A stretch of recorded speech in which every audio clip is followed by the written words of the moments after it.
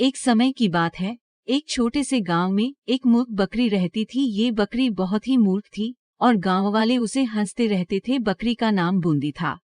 बूंदी अपनी मूर्खता के बावजूद हमेशा खुश रहती थी। वह गांव के चारों तरफ घूमती रहती थी और अपने सभी दोस्तों के साथ खेलती रहती थी।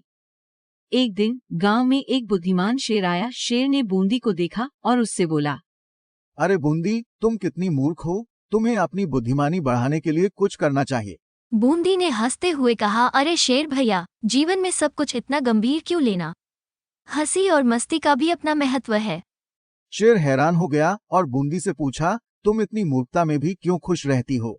बूंदी ने मुस्कराते हुए कहा, शेर भैया, जीवन में हंसी और खुशी का महत्व बहुत है।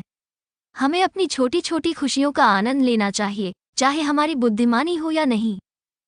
शेर ने बूंदी की बातों को सुनकर सोचा और फिर बूंदी से कहा, तुम सही कह रही हो बूंदी, बुद्धिमानी में भी हंसी का स्थान होना चाहिए।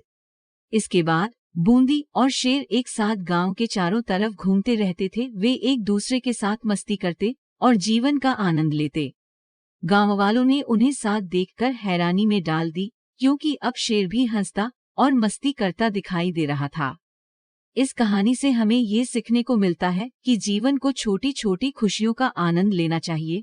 चाहे हम बुद्धिमान हों या मूर्ख, हंसी और मस्ती की ताजगी हमें जीवन को सहज बनाए रखने में मदद कर सकती है।